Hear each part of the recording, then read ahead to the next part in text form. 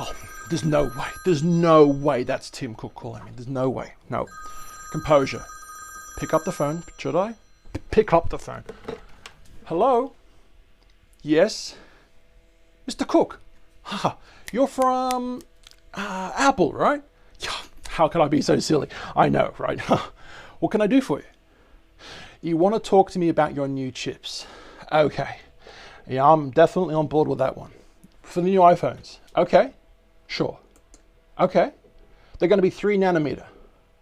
They're going to be more powerful, and they're also going to consume less power. How do they do that? Shut up and take my money. I mean, no, I didn't mean to tell you to shut up. I didn't mean... obviously, you know. Yeah, that's a meme, internet meme. Okay. All right, I'll talk to you later. Just one last thing. Can I get your autograph? Whew, thought you were going to say no for a second then. Okay. Can you send it to me? Thanks, mate. Appreciate it. I'll talk to you soon. Bye. Gosh, that went for too long. Okay, so Apple orders 100% TSMC's 3 nanometer chips for upcoming phones. Gosh, that was corny. A quick little read about this. I love iPhones. I love technology. I love unboxings. And guess what? We do all of them in this space. Come give us a sub. Social medias, if you want. Just a thought. So it looks like, because of this 100% situation, Apple wants its apple pie. And they want to eat it too.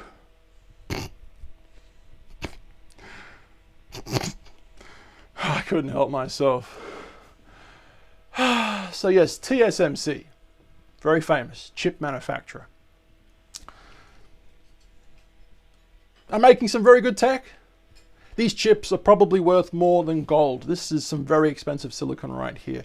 Going to be used apparently for 100% of the M3 and the A17 Bionic chips for the newest computers, iPhones, right? Apple A17 and Apple M3 will lead the 3 nanometer chip industry. Just a quick little read, right? So it appears that Apple has been successful in reserving apparently all of the TSMC N3 production output. It will be enough to provide a solid advantage over its rivals for its next iPhone and Mac. Chip production at TSMC contributes to Apple's dominance in the market with its Apple M chips on the Mac and Apple A chips for the smartphone processors, right? Interesting. The brand new mass manufacturing of the 3 nanometer chips that TSMC unveiled on February 18 is 100% reserved for Apple, according to these guys, right? So does that imply that Qualcomm won't be able to produce 3 nanometer processors for its next Snapdragon models? No. The foundry already has a less costly. Does that mean the quality isn't as good as well? I don't know, maybe. So they already have a less costly TSMC 3 nanometer in the plan. So even in the unlikely case that Apple has reserved 100% of the TSMC N3 output, the latter would be more inclusive of Qualcomm and more brands. So in other words, Apple would have spent a lot of money in this situation to buy a certain level of peace of mind. The company maintains a certain technical edge on PC and mobile, and most importantly, the capability to meet demand. In fact, Apple acknowledged at the presentation of the most recent results that supply issues had prevented it from selling as many iPhone 14 series as it hoped to. I mean, it's either that or, I don't know, the newest iPhone 14 isn't as good as people hoped and they're kind of skipping a year. One or the other. I don't know. That's just me. Apple will be able to provide a chip that uses, this is the interesting bit, right? That uses less power and higher performance for the same architecture and frequency, thanks to this time advantage over TSMC's N3 technology. So enough to reclaim performance leadership at a time when Qualcomm's Snapdragon 8 Gen 2 is doing really well. Well, let's have a quick look, right? This is the actual Snapdragon 8 Gen 2. Who actually uses this? This is also 3 nanometer.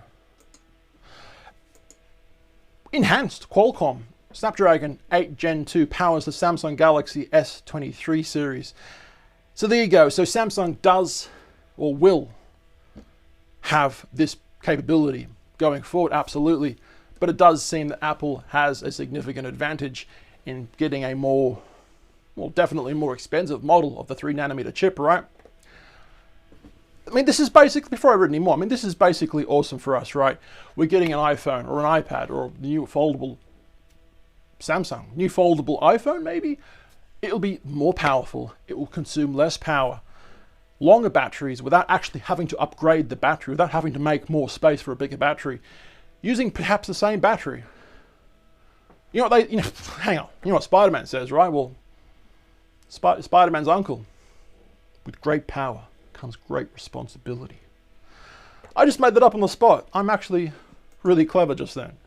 This is TSMC, right?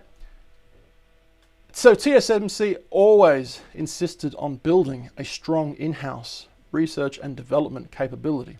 As a global semiconductor technology leader, TSMC provides the most advanced and comprehensive portfolio of dedicated foundry process technologies. So if you look on the bottom of this map here, you can see it says 1987, which, mind you, was a very good year. 1987, my birthday. And as you go down this list to roughly current day, I mean 2020, 2023 now, but so 2020 came out with the 5 nanometer chips, right? So going back to 1987, they had these ones. So I'm guessing this graph shows that the lower the graph, the better, all right? Going down this list, so 3 nanometer, which is what we're going to be doing this year pretty much, right? And beyond until they do 2 nanometer. So 3 nanometer technology will be another full node stride from our 5 nanometer technologies. I might read a little more on that, but if we go down on this list, so if we go back in time, right? We have 2020 up there, going down the list back in the past, right? Let's pretend we're Marty McFly with a DeLorean. Can't forget the flux, I'm telling you. Keep the flux capacitor with you at all times. 5 nanometer, 7, 10, 16 and 12 nanometer technology. So we're getting worse and worse as we go back in time, right? That's to be expected.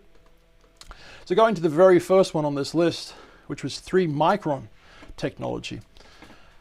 3 micron technology, wow. I mean, I'm guessing they thought that was awesome back then, 3 microns, right? I don't quite know how big that is or how small it is, but perhaps Ant-Man knows. And the Wasp? Has anyone seen that movie yet? I haven't. I heard bad reviews. I don't know. So anyway, TSMC has... should we read this? No, probably not. But this was 1987, right? Going down to the 3 nanometer technology right now. I mean, that's why we're here, right? This is 2022 and a half/3. This is when it was finally starting to get made, right? So TSMC's 3 nanometer technology will be another full node stride from our 5 nanometer technology and offer the most advanced foundry technology in both PPA and transistor technology when it is introduced. So N3 technology will offer up to 70% logic density gain, up to 15% speed improvements, at the same time power and up to 30% power reduction at the same speed as compared with the N5 technology.